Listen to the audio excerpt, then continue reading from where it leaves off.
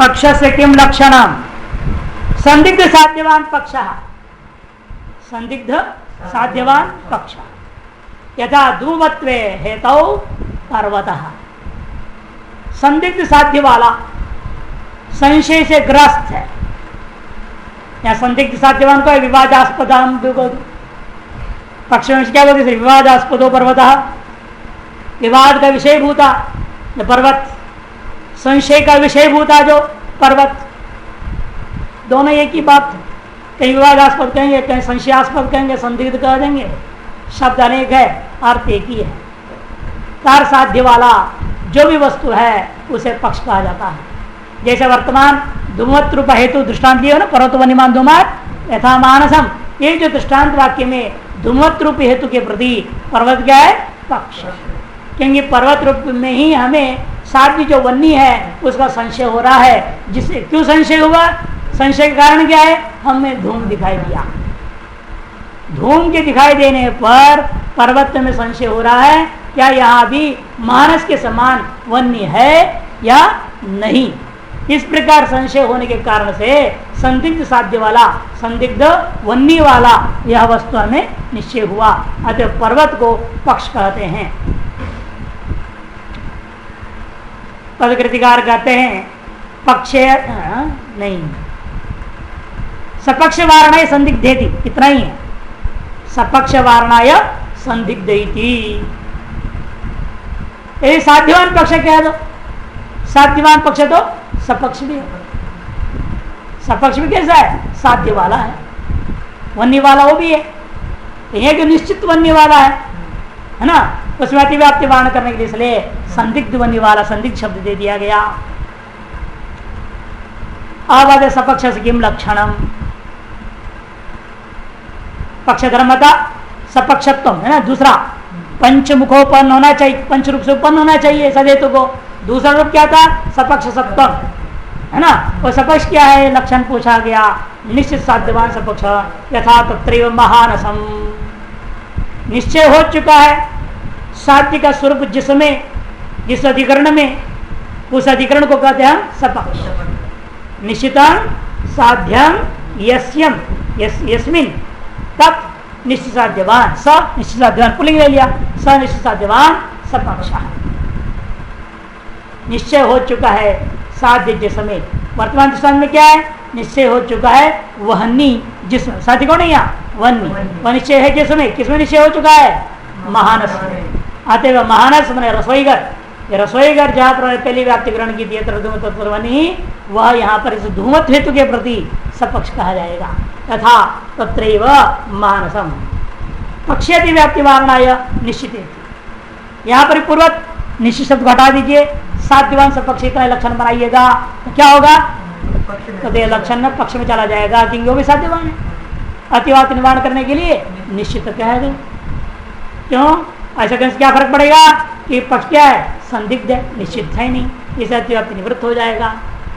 तो पक्ष अतिव्याप्ति वारण निश्चित थी तत्रैव शब्द का अर्थ क्या है मूलस्थ धूमत्व हेतु एवं इत्यर्थ उसी धूमत्व हेतु के प्रति मानस सपक्ष विपक्ष से किम लक्षणम पंचरूपोपत्ति में कहा था आपने कि विपक्षादि व्यावृत्ति होना चाहिए है ना विपक्ष में उसकी वृत्ति नहीं होना चाहिए विपक्ष में नहीं रहना चाहिए वही सदहेतु होता है और विपक्ष में रह गया वो सदहेतु नहीं व्यभिचारी हेतु है ना। तो विपक्ष क्या है जिससे व्यावृत्ति होना चाहिए आपने कहा था ये प्रश्न उठा विपक्ष से किम लक्षणम तब जवाब देते हैं निश्चित साध्य भावान विपक्ष यथा तत्रैव महारथ निश्चित साध्य भावान निश्चय है साध्य के अभाव जिसमें मत प्रदेश में मत होता है अस्य अस्ति अस्मिन दोनों अस्य अथवा अस्मिन दोनों में ले सकते हैं या अस्मिन में ले लो निश्चय हो चुका है साध्य के अभाव जिसमें उसे कहते हैं निश्चित साध्य भाव वाला और उसका नाम है विपक्ष। जैसे यथा मैंने जैसे तत्रैव उसी धूमत्व हेतु के प्रति महारद माने महान सागर जो है समुद्र वो दृष्टांत है नहीं यहाँ पर विपक्ष का यहाँ दृष्टांत महारद समुद्र समुद्र में धुआं होता है नहीं होता अग्नि क्या नहीं होता है बोल दिया होता है अग्नि वहां वाड़वानल, वाड़वान लगनी तो वही होता है और कहाँ होता है? वाड़वान लगनी समुद्र में ही होता है। जब अग्नि प्रकट हो जाता है जल से ही, जब विपरीत में समुद्र की लहर आकर टकराते ना, यहाँ से जा रहा है दूसरी दिशा से आ गया, आपस में टकरा संघर्ष से ही बिजली पर वहां अग्नि प्रकट हो जाता है। नहीं देखने को मिलता है, बहुत कम है, कभी कभार हो जाता है, रोज रोज होता नहीं है ये वाड़वाना। मैंने अग्नि तो होता है समुद्र में, लेकिन धुआं कभी नहीं होता। क्यों? उस अग्नि से धुआं निकलता नहीं। क्यों नहीं निकलता? उस अग्नि का कारण कौन था? जल, लकड़ी नहीं, पार्थिव पदार्थ नहीं है वहां, अतएव धुआं नहीं होता। अतः धुआं साध्य भाव वाला हम उस आधार पर बना लेते हैं, धुआं न होने के कारण से सागर को बना लिया। हेत्वाभाषा कतिविधा, और आपने कहा अबाह्य तत्व में असत प्रतिशत होना चाहिए। पंचरूपोत्पत्ति के लिए अबाह्य तत्व और असत प्रतिशत। बाह्य तत्व क्या है, इसको समझाने के लिए पूरे विचार पांच हेत्वाभाषों का प्रकरण आरंभ कर रहे हैं। हेत्वाभाषा कतिविधा, तीन प्रकार के साथ हेतु को आपने देखा, अन्वय व्यतिरेकी, केवलान्वयी और केवल व्यतिरेकी। अन्वय व्यतिरेकी 5 रूपोपन्न है, केवलान्वयी 4 से और केवल व्यतिरेकी 4 से। और हेतु के सदृश आभास भाषित होते हैं, इन हेतु नहीं होते हैं, उनको कहते हैं हेत्वाभास। हेतुवद आभासन्ते इति हेत्वाभाषा। हेतु निरूप्य ना, इसको पदकृत्य रह गया, थोड़ा अशुद्धि भी ठीक करना है। निश्चित सपक्ष अतिव्याप्ति वारणाय अभाव इति, साध्य तिथि ना काट दो, साध्य नहीं होना चाहिए। सपक्ष अतिव्याप्ति वारणाय अभाव, पहले क्या करना पदकृत में, इसलिए आपने लक्षण से अभाव शब्द घटाओ। अभाव शब्द घटाओ तो क्या हो जाएगा लक्षण? निश्चित साध्यवान, इसका लक्षण बनेगा ये सपक्ष। इसे सपक्ष अतिव्याप्ति वारणाय क्या करना पड़ेगा? अभाव शब्द जोड़ दो। फिर पक्ष अतिव्याप्ति वारणाय निश्चित थी, फिर इसमें भी क्या करना? अभाव को भी हटाओ, तो साध्यवान क्या है? साध्यवान विपक्ष, तो लक्षण कहाँ चला जाएगा? पक्ष। इसे निश्चित साध्यवान है, इसे होना क्या, इसे पदकृत कैसे करना चाहिए वास्तव पता है? ये पक्ष अतिव्याप्ति वारण निश्चित को पहले रखो, फिर वो पूरा हिसाब बाद में। सपक्ष अतिव्याप्ति वारण आया अभाव हेतु, पहले पदकृत करते हैं, सबसे पहले लक्षण को कैसे बनाऊंगा? साध्यवान विपक्ष, इतना ही बनाऊंगा, साध्यवान विपक्ष कहेंगे तब पक्ष अतिव्याप्ति वारणाय निश्चित, ठीक है। और निश्चित साध्यवान पक्ष बनेगा, तब लक्षण कहा चला गया? सपक्ष। निवारण करने के लिए अभाव है, निश्चित साध्यवान कह दो, पक्ष सपक्ष दोनों से। ये वास्तविक क्रम होना चाहिए, ये उल्टा छप गया सारा, उल्टा। तत्रैव अर्थ, यहां पर भी इस वाक्य में भी तत्रैव शब्द का अर्थ है दुमवत्वेति। हेतु निरूप्य प्रसंगाद हेत्वाभाषान आहा सव विचारेति। हेतुओं का निरूपण करने के बाद प्रसंगात हेत्वाभाषों का वर्णन करने जा रही है। हेतुदाभासन्तेति हेत्वाभाषा, हेतु के सदृश भाषित हुआ करते हैं उनको हेत्वाभास कहा जाता है। हेत्वाभाषा कतिविधा, हेत्वाभास कितने प्रकार के हैं? सव विचार विरुद्ध सत प्रतिपक्ष असित बाहिता पंच हेत्वाभाषा, 5 हेत्वाभास। हेत्वाभास कितने हैं? 5। सव विचार 1, विरुद्ध 2, सत प्रतिपक्ष 3, असित 4, बाधित 5। इनमें थोड़ा ये भी ध्यान रखना जरूरी है कौन किसको बाधिता है, क्योंकि इनसे व्याप्तियां तो बनेंगे ही, लेकिन कौन किसका प्रतिबंधक बनेगा, माने कौन परामर्श का प्रतिबंधक है, कौन अनुमिति का प्रतिबंधक है, कौन व्याप्ति ज्ञान का प्रतिबंधक है, ये भी जरूरी जानना। जब तक प्रतिबंधी प्रतिबंधक भाव को नहीं समझेंगे तब तक इनके हेत्वाभास का निश्चय भी आप नहीं कर सकते, है ना। इसलिए ये भी अभी जान लो थोड़ा सा कि सभी विचार हमेशा व्याप्ति ज्ञान का प्रतिबंधक होता है। सभी विचार जो है तो व्याप्ति ज्ञान का प्रतिबंधक है, विरुद्ध परामर्श का प्रतिबंधक है, सत प्रतिपक्ष अनुमिति का प्रतिबंधक है, असिद्ध परामर्श का प्रतिबंधक है, और बाधित भी जो है अनुमिति का प्रतिबंधक है। इसलिए कह रहा हूं कि आगे पदकृत्य में देखिए जो बोल रहे हो समझ में आएगी। हेत्वाभासत्व का लक्षण बता रहे हैं। तत्तम च अनुमिति तत्कर्ण अन्यतर प्रतिबंधकतया प्रतिबंधक यथार्थ ज्ञान विषयत्व हेत्वाभासत्वम तत्व माने हेत्वाभासत्वम। हेत्वाभासत्व का लक्षण क्या है? अनुमिति अथवा उसका कर्ण। उसका कर्ण कौन है? प्राचीन मतलब परामर्श नवे मत में व्याप्त किया।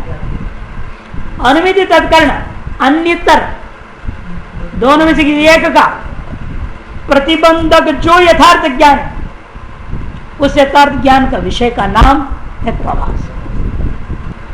कहते कि देखो भाई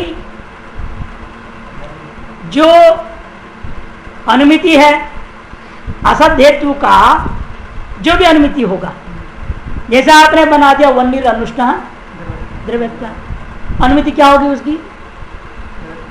अनुमिति क्या होगी? जैसा वे सुनते बोलो क्या होगी? वन्नीर अनुष्ठान ये तो होगा भाई। पर्वत वनिमान धूमात इस अनुमिति अनुमान का अनुमिति क्या है? ये तो बोलोगे। इसे हमने आपसे पूछा वर्णिर अनुष्ठ द्रव्यत्वा यथा जलम, इस अनुमान का अनुमिति क्या होगा? अनुमिति का आकार वर्णिर अनुष्ठ ये तो होगा। ठीक, उसका प्रतिबंधक कौन होगा? ज्ञान यथार्थ ज्ञान वर्णिरुष्ण ये तो होगा। प्रतिबंधक यथार्थ ज्ञान क्या होगा? वर्णिरुष्ण। इसलिए हम क्या कहेंगे? उष्णवद वन्नी में प्रत्यक्ष प्रमाण से सिद्ध उष्णवद वन्नी इस में क्या आपने ज्ञान किया? अनुष्ठत्व का सिद्धि करने जा रहे हो। किस हेतु से? द्रव्य हेतु से। एतार्थ यथार्थ ज्ञान का विषय कौन हुआ? द्रव्य हेतु। उस हेतु में इसलिए लक्षण इसका चला गया। क्योंकि यदि उस अनुमान को हम मानते हैं असद हेतु का अनुमान, आपकी वह अनुमिति होनी है वन्निर अनुष्णा, उसका प्रतिबंधक यथार्थ ज्ञान। अनुमिति का प्रतिबंधक यथार्थ ज्ञान है ना। अनुमिति तत्कर्ण नहीं तत् हम जानते सरल करने के लिए आपको अनुमिति का दृष्टांत ले रहा हूं। वन्निर अनुष्णा को वन्निर अनुष्ठ संभावित अनुमिति है, होगा तो है नहीं, गलत है ही है। लेकिन पूर्व पक्ष ने जो अनुमान प्रस्तुत किया उस प्रस्तुत अनुमान के अनुसार यदि बनता है अनुमिति तो वन्निर अनुष्ठान तो बनेगा। उस अनुमिति का प्रतिबंधक यदि कोई यथार्थ ज्ञान है तो क्या ज्ञान होगा? वो वन्निर अनुष्ठान ये तो होगा। लेकिन हम उतने ही ज्ञान से संतुष्ट नहीं होंगे। हम क्या कहेंगे? यथार्थ ज्ञान का स्वरूप, यथार्थ ज्ञान हम किस तरह का लेंगे? वन्निर अनुष्ठान इतना यथार्थ ज्ञान नहीं मानेंगे। हम ये कहेंगे उष्टवद वन्नौ अनुष्ठत्व साधकम द्रव्यत्व, ये पूरा यथार्थ ज्ञान। वन्निर अनुष्ठान का प्रतिबंधक पूरा यथार्थ ज्ञान क्या होगा? वन्नी उष्टवद वन्नी में अनुष्ठत्व को सिद्ध करने वाला तुम्हारा यह द्रव्यत्व हेतु है। इतना पूरा बोलने का नाम यथार्थ ज्ञान। इस ज्ञान का विषय कौन है? कितने हैं यहाँ पर? उष्टवत्व भी है, वन्नी भी है कि नहीं? उसमें अनुष्ठत्व भी साध्य भी है और द्रव्यत्व भी है। ये सारा मिलाकर के एक ज्ञान हमने बना लिया। इस ज्ञान का विषय सभी हैं। उनमें से द्रव्यत्व भी तो एक विषय है कि नहीं है? तो एकार्ष ज्ञान निरूपित विषयत्व कहा जाएगा? द्रव्यत्व में चला गया। अगर लक्षण अनुमिति तत्कर्ण अन्यतर का यथार्थ ज्ञान विषयत्व आना चाहिए हेतु में। जिस हेतु में ऐसा विषयत्व आएगा वो हेतु हेत्वाभास होगा। अब देखो टीका में बाद स्थल के दृष्टांत से जान ये भी लेंगे, सरल वही है समझाने के लिए। बाद स्थल है वन्निर अनुष्ठिति अनुमिति, किसने बना रहा था अनुमिति? वन्निर अनुष्णा। इस अनुमिति का प्रतिबंधक जो ज्ञान है, क्या ज्ञान होगा? प्रतिबंधक ज्ञान कहते देखो उष्टवद वन्नौ अनुष्ठत्व साधकम द्रव्यत्वम इत्यागार्थम ज्ञानम। प्रतिबंधक जो ज्ञान है कैसा ज्ञान है? यदि भी वन्निर उष्ण इतने ही कहने से वन्निर अनुष्ण बाधित हो रहा है, लेकिन इतने से बाध नहीं हो पाएगा जब तक उस हेतु का खंडन ना हो। इसे हमें क्या करना पड़ेगा? हमारा ज्ञान इस प्रकार का होगा उष्टवद वन्नी में अनुष्ठत्व को सिद्ध करने तुम्हारा हेतु जा रहा है। कौन हेतु? इसलिए लक्षण पूरा यथार्थ ज्ञान का स्वरूप क्या होगा? उष्णत्ववद वन्नौ अनुष्ठत्व साधकम द्रव्यत्वम इत्याकारकम यद ज्ञानम, है ना, जो ज्ञान ना इस प्रकार का अनुमिति का वन्य अनुष्ण, इस अनुमिति का प्रतिबंधक इस प्रकार का ज्ञान हो गया। उस ज्ञान में विषय कौन है? ये सारा है, सब विषय का जगह जो जो बोल रहे हो सारा का सारा ज्ञान का विषय हो गया। उष्टवत्व भी विषय हो गया, वन्य भी विषय हो गया, अनुष्टत्व विषय हो गया और द्रव्यत्व भी विषय हो गया। लेकिन हमारा लक्ष्य क्या है? द्रव्यत्व में इसका विषयत्व को दिखाना, भले अनेक है, लेकिन एतार्श ज्ञान निरूपित विषयत्व विषयता संबंध है ना, हम कहा बिठाएंगे द्रव्यत्व में। वही करे देखो, तद विषयत्व विषयता संबंधे न द्रव्यत्व भाषे सत्वात् लक्षण समन्वय। आगे ना अभी हमेशा ज्ञान का विषयत्व, लेकिन यहाँ थोड़ा शुद्धिकरण भी करना है। यहाँ पर भी ज्ञान विषयता संबंध से विषय में रहता है, लेकिन विषयत्व विषयता संबंध से विषय में नहीं रहता। इन्होंने क्या कर दिया? तद विषयत्व द्रव्यत्व हेत्वाभासे लिया ना, विषयत्व को आप हेत्वाभास में दिखाना चाह रहे हो, द्रव्यत्व हेतु में दिखाना चाह रहे हो, फिर विषयत्व विषयता संबंध से नहीं रहता, स्वरूप संबंध ने लिखना। यदि ज्ञान को हम सीधा बिठाएंगे, प्रतिबंधक जो ज्ञान है, ज्ञान को द्रव्यत्व में ले जाओगे तो विषयता संबंध, विषय ज्ञान में विषयिता संबंध से रहती है और ज्ञान विषय में विषयता संबंध से रहता है। लेकिन हम ज्ञान को नहीं बिठा रहे ना, इन्होंने अब क्या किया? तद विषयत्व को बिठा रहे द्रव्यत्व में, इसलिए विषयत्व को जब द्रव्यत्व बिठाओगे तो वह विषयता संबंध से नहीं रह सकता, स्वरूप संबंध से। ये एक अशुद्धि को ठीक करना। यदि आप सीधा कहते ज्ञान विषयत्व न करते, यथार्थ ज्ञानत्वम हेत्वाभास, लक्षण क्या करना चाहिए? फिर यदि विषयता संबंध रखना है तो लक्षण में यथार्थ ज्ञानत्वम इतना ही कहो, अनुमिति तत्कर्ण अन्यथर यथार्थ ज्ञानत्वम, इतना ही लक्षण होगा तो ज्ञान जाएगा द्रव्यत्व में, तब विषयता संबंध से। यहां पर लक्षण क्या कर दिया? यथार्थ ज्ञान विषयत्व तक ले गए हो, फिर विषयत्व जो हेतु में हमेशा स्वरूप संबंध से ही रह सकता है, विषयता संबंध से नहीं। सदहेतु वारणाय यथार्थ ज्ञान विषयत्व, सदहेतु में भी लक्षण चला जाएगा, है ना। पर्वतो धूमान, पर्वतो वन्यमान धूमात सदहेतु है, इसमें भी उल्टा पुल्टा कर सकता हूं। यदि आप यथार्थ ना कहते, यथ किंचित ज्ञान ले लूंगा, तो भ्रांति ज्ञान ले लो, भ्रांति ज्ञान कोई शब्द धूम में आ जाएगा तो सदहेतु भी असदहेतु हो जाएगा, ये नहीं, सदहेतु भी असदहेतु हो जाएगा। इसलिए यथार्थ शब्द देना जरूर, यथार्थ ज्ञान का विषय होना चाहिए। प्रतिबंधक जो ज्ञान है हमेशा असद हेतु से उत्पन्न होने वाला, चाहे अनुमिति हो, चाहे परामर्श हो, चाहे व्याप्तिक ज्ञान, वो हमेशा गलत होगा ही। यदि हेतु असद हेतु है, उस असद हेतु से होने वाला जो अनुमिति है, असद हेतु से होने वाला परामर्श और असद हेतु से होने वाला व्याप्तिक ज्ञान, तीनों ही हमेशा गलत होगा ही। अतः उसका प्रतिबंधक जो ज्ञान होगा वह हमेशा यथार्थ ही होगा, यथार्थ नहीं हो सकता। इसे यथार्थ कहना यहाँ जरूरी है। सदहेतु में अतिव्याप्ति वाहन करने ले यथार्थ, और घटादियों में अतिव्याप्ति वाहन करने अनुमिति तक करना, अन्यत्र प्रतिबंधक कह दो, प्रतिबंधक तक का विशेषण हटा दो, यथार्थ ज्ञान विषयत्व इतना ही कह दो। यथार्थ ज्ञान विषय तो घटादि में भी है भाई, अंग घट यथार्थ ज्ञान हुआ आपको, अयम घटे जो यथार्थ ज्ञान हुआ, उस ज्ञान का विषय कौन है? घट है। यथार्थ ज्ञान विषय तुम घट में चला विषय का संबंध देना, तब क्या होगा? हम कर रहे थे लक्षण असद हेतु का हेत्वाभास होगा, चला घटपटा देंगे। इसीलिए क्या करना पड़ेगा? अनुमिति तत्कर्ण अन्यतर प्रतिबंधक, इतना ऐसा पूरा देना पड़ेगा। विचारिणी अव्याप्ति वारणय तत्कर्ण अन्यतर, यदि इतना ही कहते हम अनुमिति प्रतिबंधक सीधा कह दो तो बाद स्थल में तो चला जाएगा, इन बाकी सत प्रतिपक्ष में भी चला जाएगा। सत प्रतिपक्ष और बाध्य दोनों क्या है? अनुमिति के प्रतिबंधक, वहां तो लक्षण चला जाए हेत्वाभासों में, बाकी तीन में क्या करोगे? बाकी तीन तो व्याप्ति ज्ञान का प्रतिबंधक है या परामर्श का प्रतिबंधक है, वो अनुमिति का प्रतिबंधक है ही नहीं। और आपका लक्षण कह रहा है जो अनुमिति प्रतिबंधित ज्ञान विषय जिस हेतु में जाए वही असद हेतु है, वही हेत्वाभास है, फिर तो व्यभिचार, विरुद्ध और असिद्ध, इन तीनों में लक्षण जाएगा ही नहीं। अव्याप्ति हो गई। इसलिए व्यभिचार आदियों में अव्याप्ति वारण करने के लिए क्या कहना चाहिए? तत्कर्ण अन्यतर कहना चाहिए।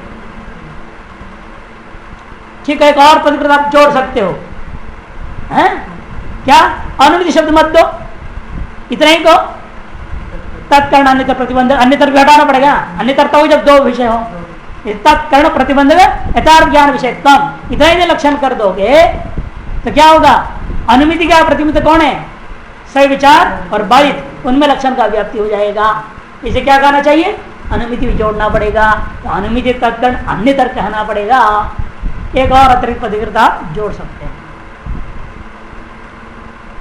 इस प्रकार सेत्वाभास का लक्षण बहुत सुंदर ढंग से पदकृतकार ने समझा दिया। सही विचार से लक्षण किम कति विदश्च सह, सही विचार का लक्षण क्या है और कितने प्रकार का है? सब विचारो अनेकांतिक सत्रिविध साधारण असाधारण अनेकांतिक अनुपसंहारी भेदात, वह 3 प्रकार का साधारण असाधारण और अनुपसंहारी भेद से नामकरण मात्र कर दिया। इनका प्रत्येक लक्षण आगे करेंगे, इसलिए इस पर कोई पदकृति भी नहीं है और साधारण व्यभिचार पर भी कोई पदकृति नहीं है। ये है न है। चलो, साधारण से किम लक्षणम? साधारण अनेकांतिक या साधारण व्यभिचार एक ही चीज है। अनेकांतिक को व्यभिचार को एक ही बात है, क्योंकि एकांत किसको कहते हैं? एकांत रहना। लोग कहते हैं एकांत वास करना चाहता हूं। अरे एकांत शब्द का अर्थ नहीं जानते लोग। एकांत किसको कहते हैं? साध्य निरूपित व्याप्ति मतम एकांतत्वम। साध्य निरूपित व्याप्ति होने का नाम ही एकांतता है। साध्य निरूपित व्याप्ति वाला होना, जहां आपका साधन साध्य निरूपित व्याप्ति वाला होवे, उसको ही एकांत कहा जाएगा। यदि आपके साधन अपने साध्यभूत लक्ष्य के साथ संबद्ध होकर के व्याप्ति वाला नहीं होता, वह जगह आपके लिए एकांत नहीं है। ये दोनों तरफ घटेगा। क्योंकि हर आदमी कोई ना कोई सिद्ध करने के लिए जा रहे हैं। साध्य आपका लक्ष्य क्या है? पूछते हैं लोग, साधना का लक्ष्य क्या है? मोक्ष पाना है, ईश्वर को पाना है, कुछ ना कुछ जो भी बोलते हो, वह आपका साध्य हो गया। और उसके लिए कोई ना कोई साधना अपनाते हो। और साध्य और साधन का परस्पर व्याप्ति होना चाहिए, नियत व्याप्ति, नियमित व्याप्ति होनी चाहिए। नियम और साचर्य नियम, वो नियम जहां बन सके उसका नाम एकांत। जहां भी बन जाए, बाजार में बैठे हुए आपके साध्य के साथ तार में बैठ रहा है, तार जुड़ रहा है, तो बाजार भी आपके लिए एकांत है ना। वने किम भवति रागिना, जंगल में जाकर बैठने से क्या होगा? यदि आप रागी हैं तो अंदर विभिन्न प्रकार के राग लिए बैठे, वासना को लेकर के बैठे हैं। मुझे बहुत बड़ा आश्रम बनाना है, इतना करना, वो करना, ये करना, और जंगल में बैठे हुए हैं, सोच रहे हैं ऐसे करूंगा वैसे करूँ। ध्यान कहाँ होना है वहां? वो एकांत एकांत नहीं है कि तार जुड़ी ही रहा लक्ष्य उससे। उसे साध्य निरूपित व्याप्तिमान एकांत, एकांत एव ऐकांत तस्य भाव ऐकांतिका न एकांत इति अनेकांतिका। एकांत एव ऐकांत,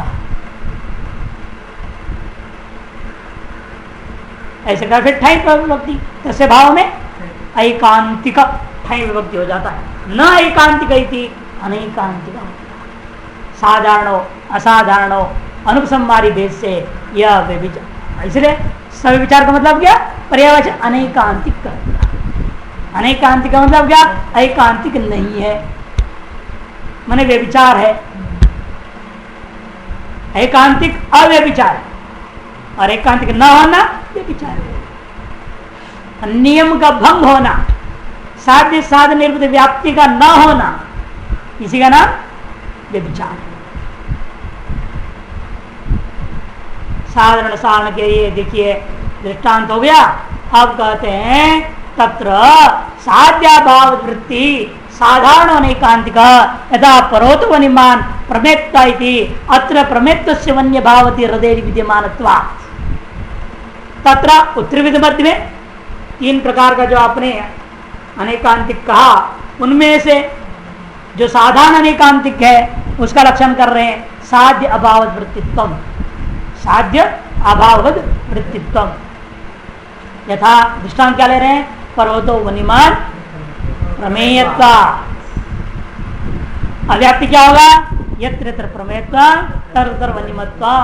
ये हो नहीं सकता, विचार हो रहा है। ये कहाँ विचार हुआ? साध्य भाव अधिकरण कौन है यहाँ? साध्य कौन? वन्नी। साध्य भाव वन्य भाव। साध्य भावद मन वन्य भावद कौन है? हृदय। क्या काम? साध्य भावती वन्य भावती हृदय। हृदय में क्या हुआ? तन्निर्ध वृत्तित्व प्रमेय रूप हेतु में है, क्योंकि हृदय में भी प्रमेयत्व है। जो भी विषय संसार में सब प्रमेय है, उनमें प्रमेयत्व रहेगा। सर हृदय में प्रमेयत्व है। अच्छा आपका हेतु जो प्रमेयत्व है साध्य मैंने वन्य भाव अधिकरण रूप हृदय में चला गया, वहां विद्यमान है वो। अतः हेतु लक्षण जो है प्रमेय हेतु में गया, तो प्रमेय हेतु व्यभिचारी साधारण व्यभिचार या साधारण अनिकांतिक नाम से कहा जाएगा। साधारण आदि तृतीय मध्य तत्र का अर्थ कर रहे हैं साधारण आदि तृतीय मध्य। अतः विरुद्ध व्याप्ति अति प्रसक्ति मास्मद्रिप्य। कोई कह सकता है विरुद्ध हेतु यही काम कर रहा है, जो काम ये कर रहा है, विरुद्ध और उसमें कोई अंतर तो रहा नहीं, क्योंकि विरुद्ध का लक्षण क्या है आपका? विरुद्ध का लक्षण क्या है? हाँ, साध्य भाव व्याप्यो। साध्य भाव अधिकरण में व्याप्त हो रहा है, ये भी साध्य अधिकरण वृत्ति है। बातें की हुई, दोनों में अंतर क्या है? इसे कहते हैं विरुद्ध में आती प्रसक्ति है तुम्हारा लक्षण। ऐसा कोई अहंकार पूर्वक है महास्मद्रव्य, अरे ऐसा अहंकार मत करो भाई। क्यों? सपक्ष वृत्तित्व निवेशात। यहाँ लक्षण में क्या करेंगे? सपक्ष वृत्तित्व को भी निवेश कर देंगे। और वो कैसा है? सपक्ष विपक्ष उभय से व्यावृत है। यहाँ सपक्ष विपक्ष उभय से है, यहाँ व्यावृत नहीं। सपक्ष में है ना, ये सपक्ष कौन है? निश्चित साध्यवान वन्यमान महानशाली, वहां परमेत्व हेतु है आपका। सपक्ष वृत्तस्यापि निवेशात् अतएव भी स्वरूपासित दूषण जागृति। फिर तो स्वरूपासित में लक्षण चला जाएगा, वो भी सपक्ष में रहता है विपक्ष में भी रहता है। जी भाव गर्वम, ऐसा गर्व मत करो। पक्ष वृत्तित्व तथा हम यहाँ कहेंगे पक्ष वृत्तित्व भी कह देंगे। अब वो पक्ष वृत्ति नहीं होता, स्वरूपासित पक्ष वृत्ति नहीं है स्वरूपासित का। और ये हेतु कैसे साधारण नहीं, पक्ष वृत्ति भी है। माने पक्ष सपक्ष विपक्ष तीनों में वृत्ति जो है, तीनों में जो रहता है उसका नाम साधारण है। पक्ष में भी है, सपक्ष में भी है, विपक्ष में भी है। साध्यवादिकरण में तो है ही, लक्षण ही बोल रहा है साध्यवादिकरण में है। तीनों में रहने का नाम साधारण अनिकांतिक है। पक्ष वृत्तित्व से तथात्वा। असाधारण से किम लक्षणम? असाधारण अनिकांतिक का क्या लक्षण है? तो सर्व सपक्ष विपक्ष व्यावृत्ता पक्ष मात्र वृत्ति असाधारण। वो तीनों में था, अब दो में नहीं है, एक ही में रह रहा है ना। साधारण अनिकांतिक कैसे था? पक्ष में भी ये पर्वत में प्रमेयत्व है ना, मानस में पक्ष में भी प्रमेयत्व है, विपक्ष रूपा जो है हद में भी प्रमेयत्व है, तीनों में रह रहा था। और ये हेतु कैसा है? सर सपक्ष में नहीं है, विपक्ष में भी नहीं रहता, किंतु पक्ष मात्र में रहता है।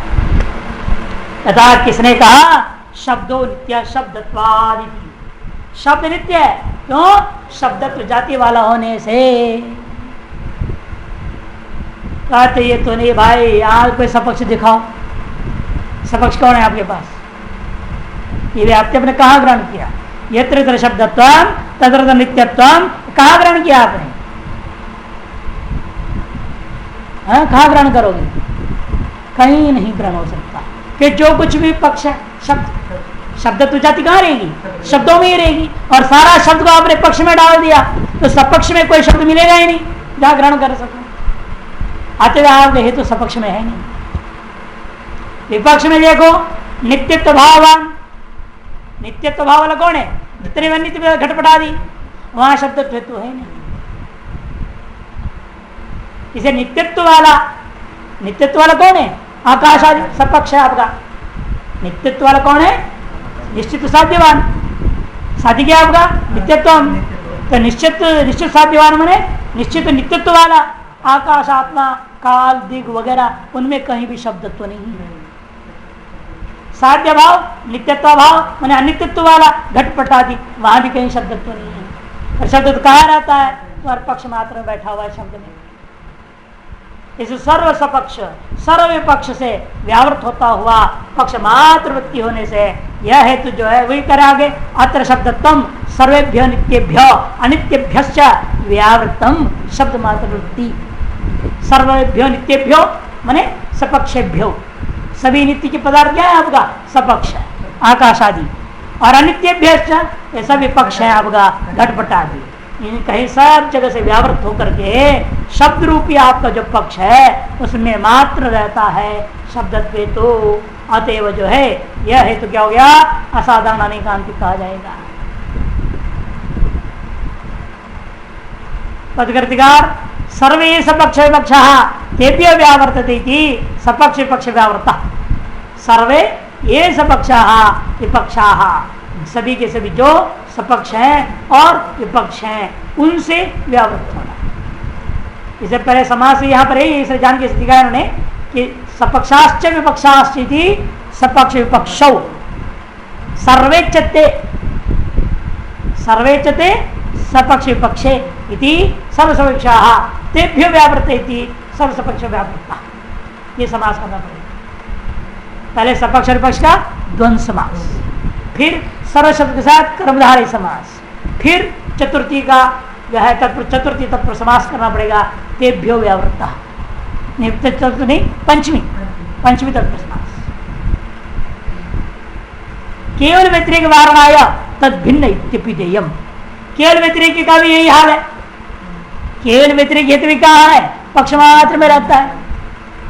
जिसे पृथ्वी इतरेभ्यो भिद्यते गंधवत्वात् में क्या है, गंधवत्व तो कहाँ रहती है, केवल पक्षभूता प्रतिमात्र में, बाकी कहीं भी सपक्ष पक्ष में रहता ही नहीं।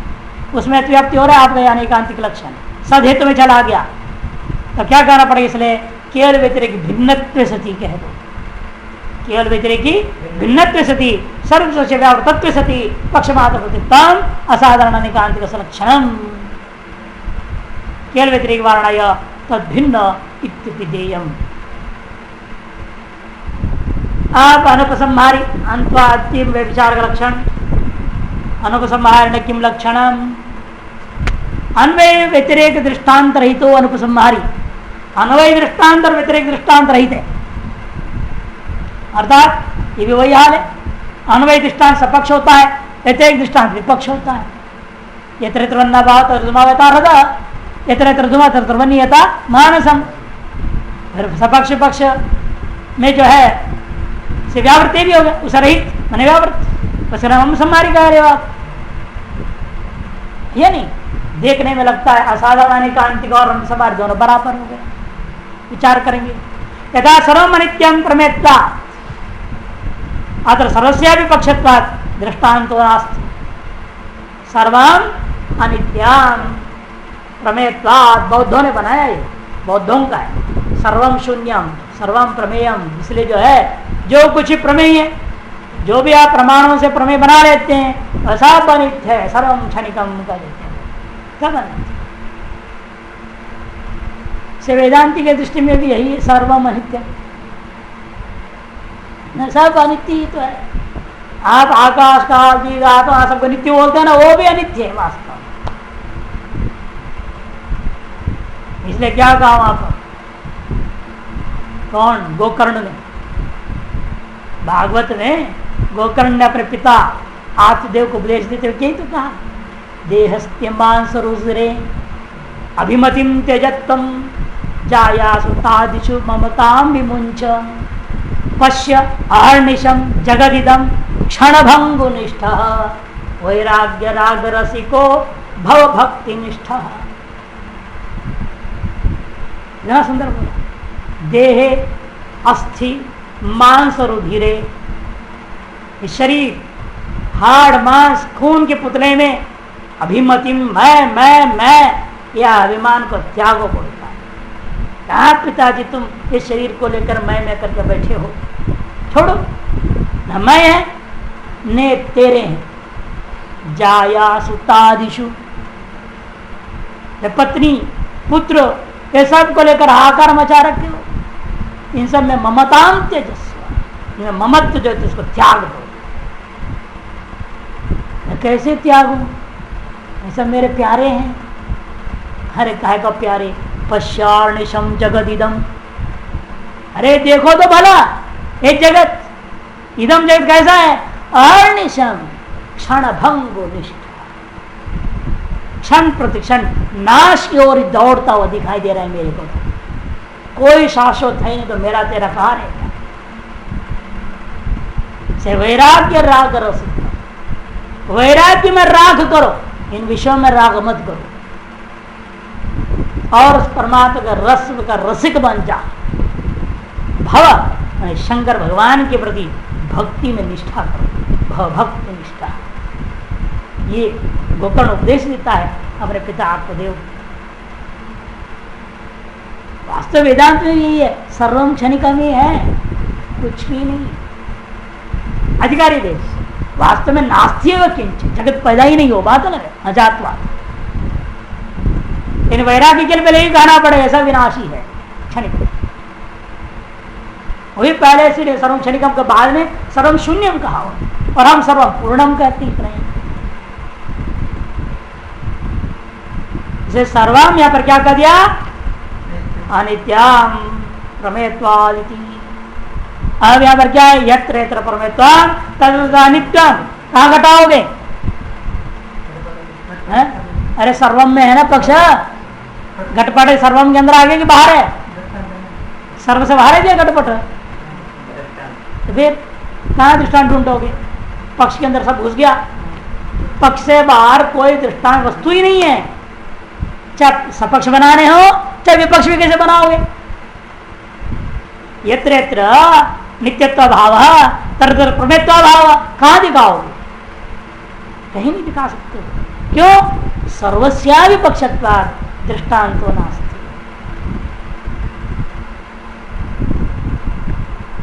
पदकृतिकार केवलान्वयी अतिव्याप्ति वारणाय अन्वयेति। व्यतिरिक्त दृष्टांत रही तो कह दो, तो केवलान्वयी में अतिव्याप्ति हो जाएगा। तो फिर चलो अन्वय व्यतिरेक, अन्वय दृष्टांत रही तो कह दो, यदि केवल व्यतिरेक अतिव्याप्ति वारणाय व्यतिरेक। अत्र सर्वस्या, अत्र मने उपदर्शित अनुमानी इत्यर्थः।